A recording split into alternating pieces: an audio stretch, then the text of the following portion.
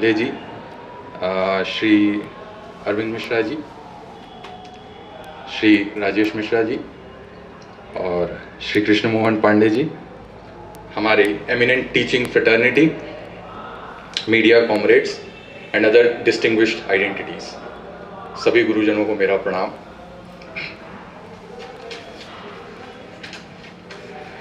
वो बात बड़ी खूबसूरत स्तर से कही गई है कि perfection only lies in our imagination.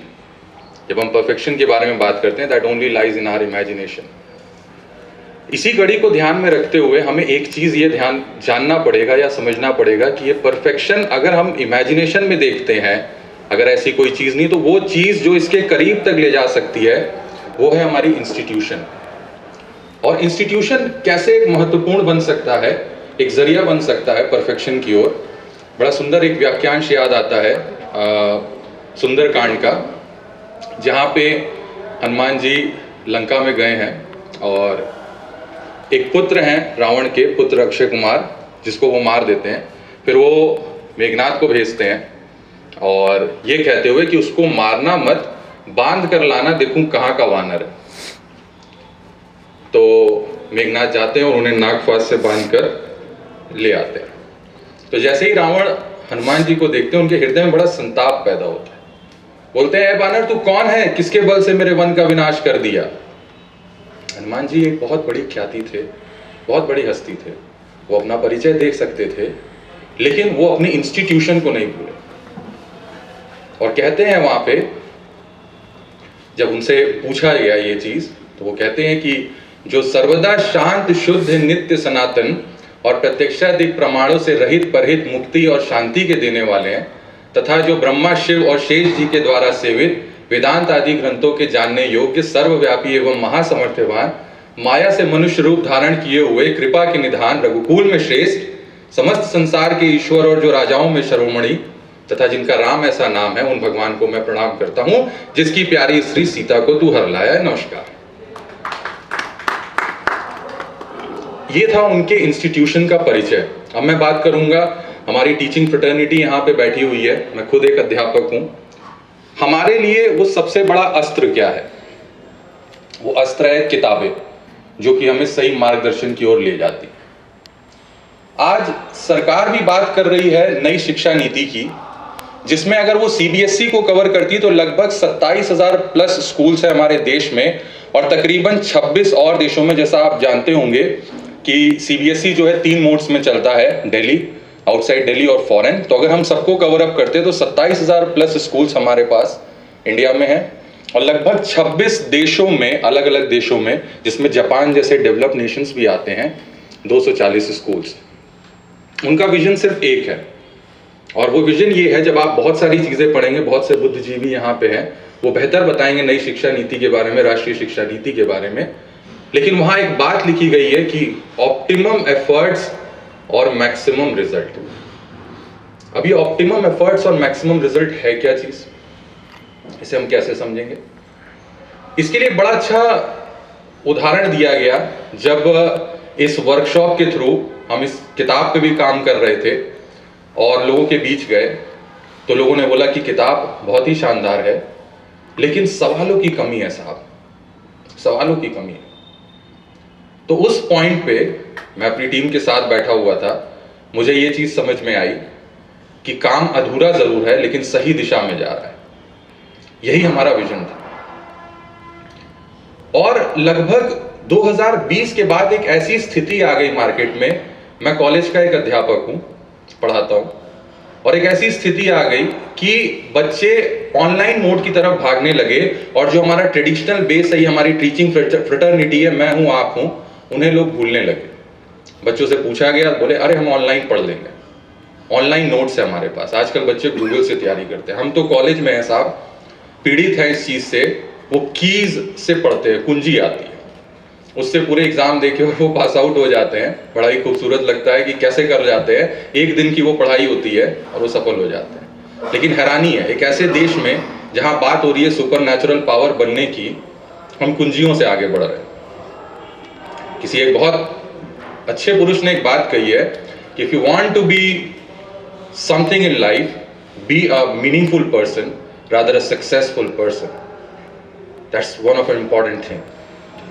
सार्थक बनिए, सफलता से ज्यादा महत्वपूर्ण शायद वही। तो अब यहां पे बात ये चीज निकल के आई कि उस ऑप्टिमम रिजल्ट्स में हमें काम क्या चीज करना चाहिए। तो इस किताब के तहत आई थिंक मैं पीपीटी अपनी दिशा को फॉलो किया, और वो ये था कि बच्चों को सिर्फ उतना ही दीजिए जितना उनकी जरूरत है।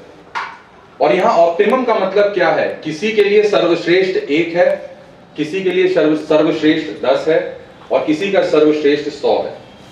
बस हर कोई अपने उस ऑप्टिमम एफर्ट को लगा दे और रिजल्ट मैक्सिमम आना तय है। ये हम नहीं, ये सरकार बोल रही है, ये देश की आवाम बोल रही है।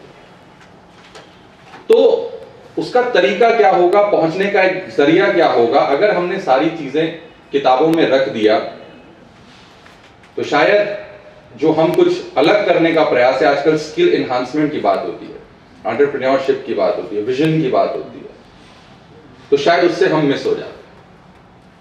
तो किताब में सिर्फ उतनी चीजों को रखा गया जितना के लिए बच्चे के लिए पर्याप्त है, वो भागे भी ना और वो चीज उसके तक पहुंच जाए। लेकिन हमारी टीचिंग फ्रेटर्निटी, उसका इंपॉर्टेंस जो कोरोना के बाद से कुछ लिटिल बिट डेटर हुआ था, मिसप्लेस हुआ था अपनी जगह से, वो कम नहीं होना चाहिए, क्योंकि दैट्स द ट्रेडिशनल बेस। उसके लिए हमने काम किया टीचर्स क्वेश्चन बैंक पे। देखिए, काम वही चीज है, सिर्फ विजन को तोड़ा गया। ऐसा कुछ नया हम नहीं कर रहे हैं, जो सब करते आए वही हम भी कर रहे हैं।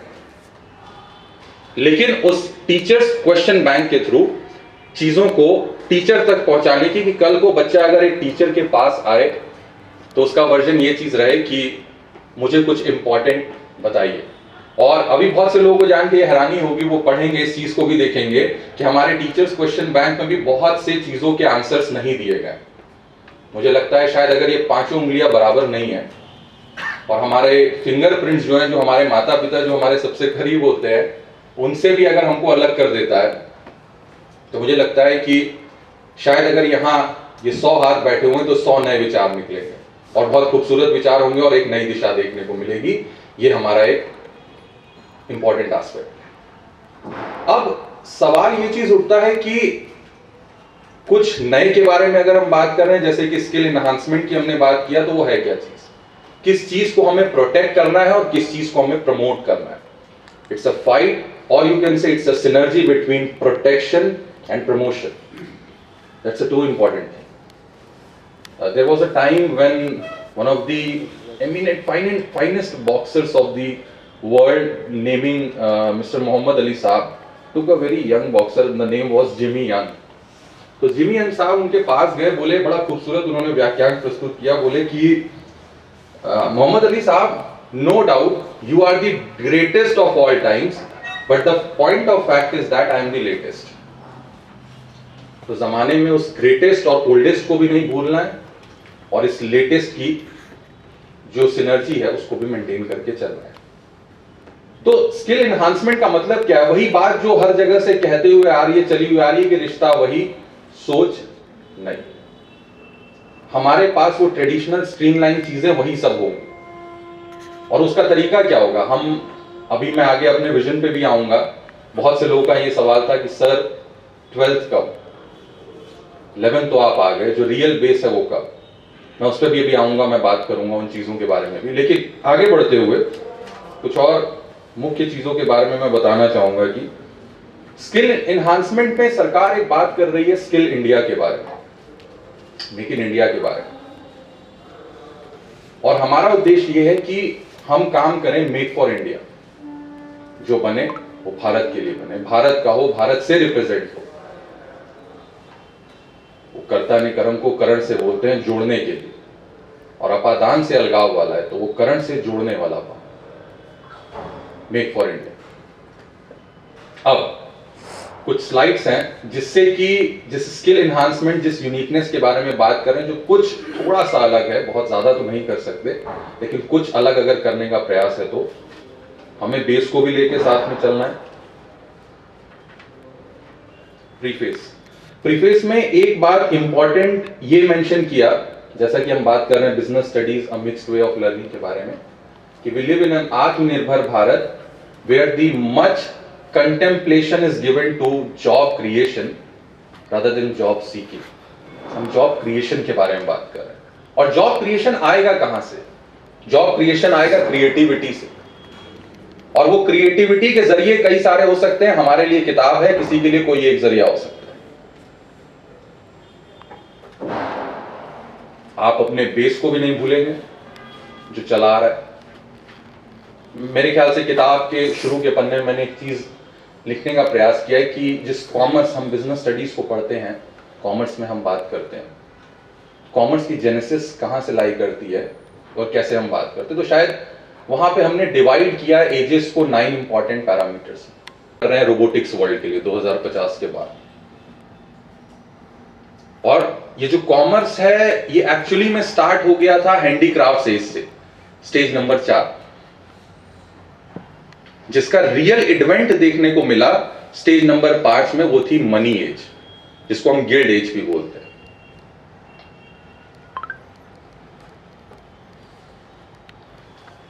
बेस को भी प्रोटेक्ट करना है, नए पे भी बात करना है। बेस को भी प्रोटेक्ट करना है, नए पे भी बात करना है।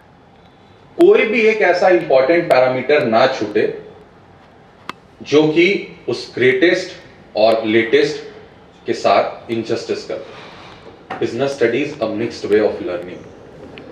We need to take into consideration greatest along with the latest one, तभी तो शायद मजा भी आएगा। वो ओल्ड इज गोल्ड हम बोलते थे, and latest is the need of our बोलते हैं। दोनों का सिनर्जी कर दीजिए, शायद हमारा पर्पस सॉर्ट आउट हो जाएगा।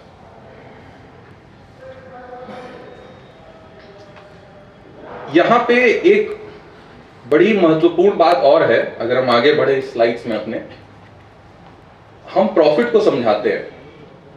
पता नहीं, शायद ये हो सकता है बहुत से लोग यहाँ पे अध्यापकगण इस पे काम भी किए होंगे, लेकिन हम प्रॉफिट को समझाते हैं, लेकिन हम प्रॉफिट को बताना भूल जाते हैं कि प्रॉफिट अपने आप में क्या है। बच्चों को सिखा देते हैं एडिडास एडिडास एडिडास, लेकिन उन्हें ये नहीं बताते हैं कि all day I dream about sports.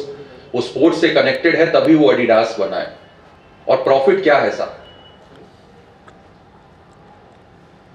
Can I get some water?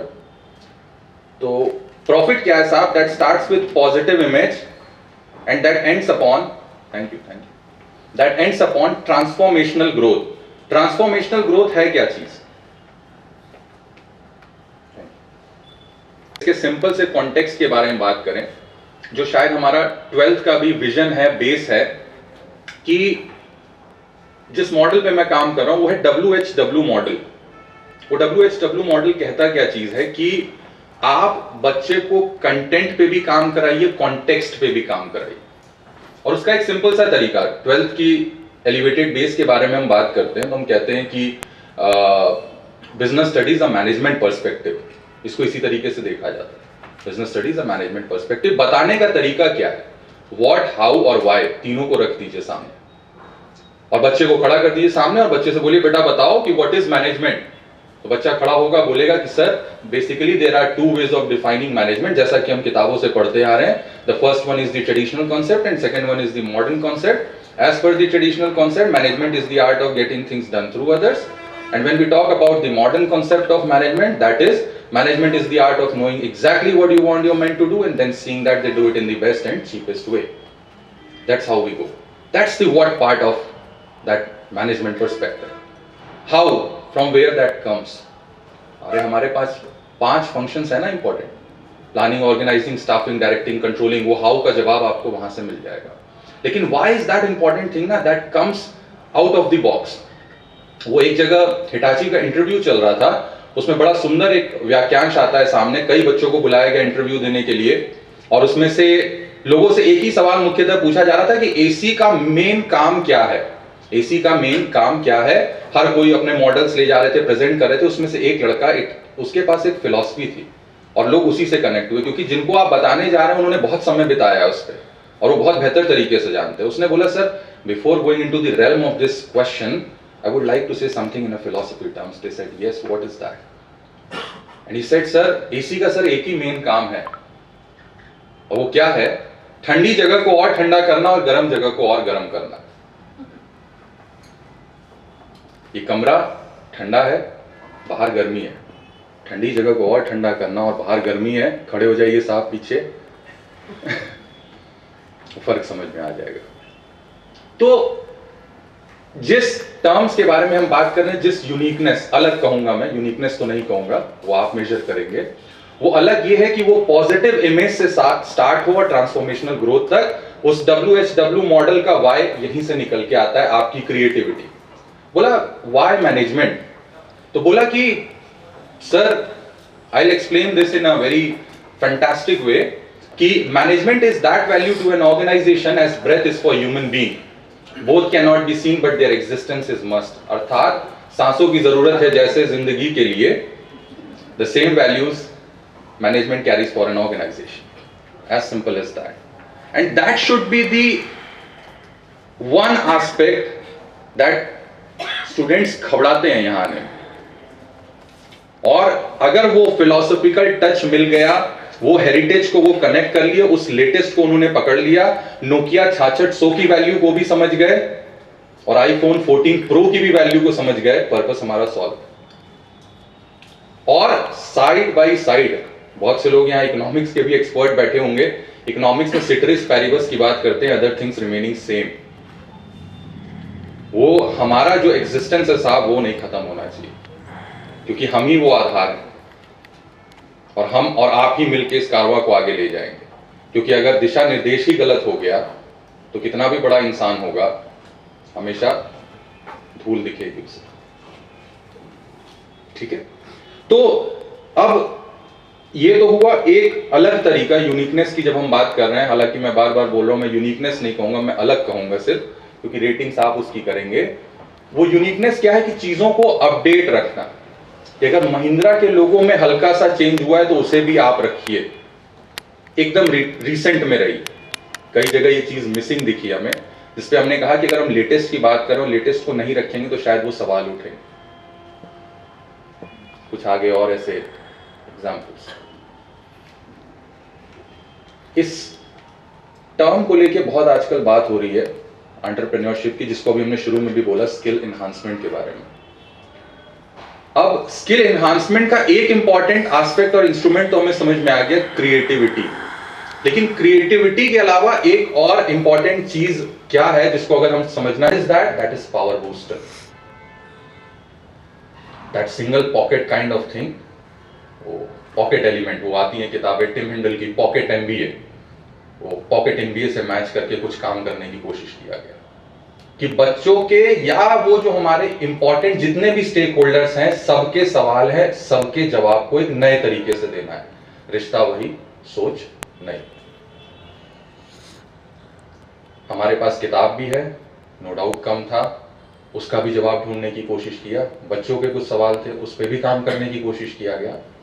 और एक टीचिंग फ्रेटर्निटी का बहुत जेन्युइन सवाल था, मैंने इस पे कोई काम नहीं किया है, लिटरली सिर्फ मैंने इतना किया है कि जो हमारा एग्जिस्टिंग इंपॉर्टेंस है वो कहीं से कम ना हो।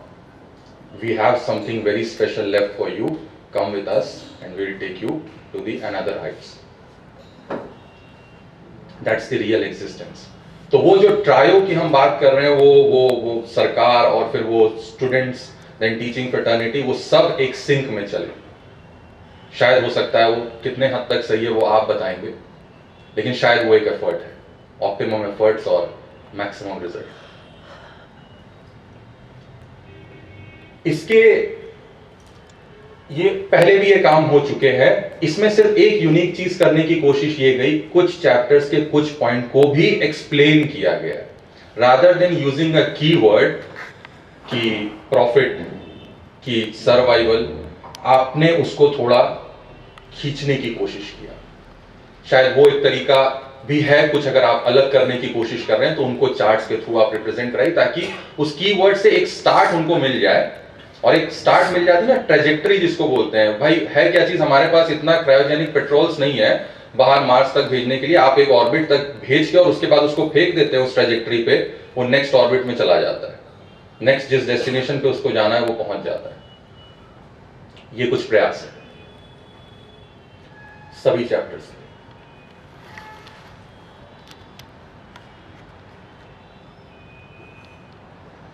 यहां पे एक इम्पॉर्टेंट हमारे यहाँ एक सिस्टम चलता था जिसमें थोड़ा सा अलग एक चीज जोड़ने की कोशिश की है, बहुत उसमें मैंने कहा कि बहुत फैसिनेटिंग नहीं है, लेकिन वो क्रेज क्रिएट करना सिर्फ उतना हमारा पर्पस है, ठीक है। और वो एक सेगमेंट इसमें लास्ट में लगा दिया कि brush your modern skills in business era.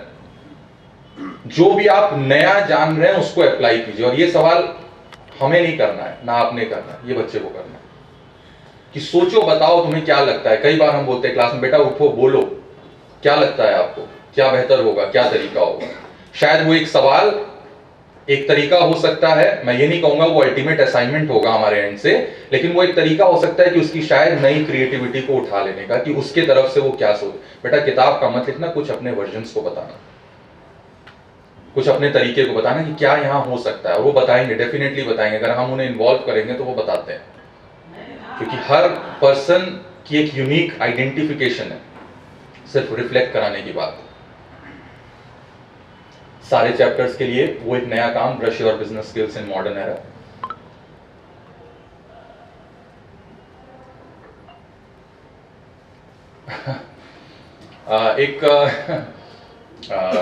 Ravi ji, थोड़ा सा इसको बोरिंग ना करते हुए एक इंपॉर्टेंट काइंड ऑफ गेम आप कह दीजिए, गेम भी क्या कहेंगे, एक तरीके की क्विज है।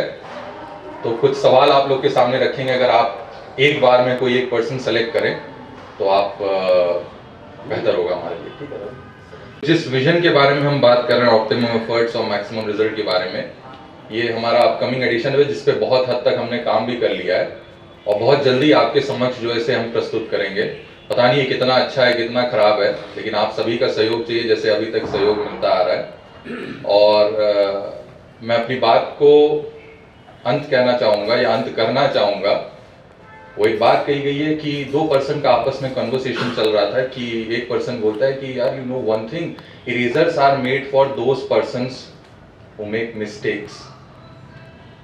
अदर पर्सन जो था वो थोड़ा फिलॉसफी से गाइडेड था, और वो फिलॉसफी से गाइडेड था तो उसने ये चीज़ बोला कि no my friend, erasers are not made for those persons who make mistakes, in fact erasers are made for those persons who are willing to correct their mistakes। और हमारा भी उद्देश्य सिर्फ इतना है कि आप ही लोग से सीख रहे हैं, और आप ही लोग से, हम तो सिर्फ कलम के सिपाही हैं, इरेजर साथ लेके निकले हैं, क्योंकि गलतियों से ही हम सीखते हैं। और जैसा कि मैंने शुरुआत में भी कहा कि सीखना बन तो जीतना बन। अनेक अनेक आभार आप सभी का, बहुत बहुत धन्यवाद, थैंक यू।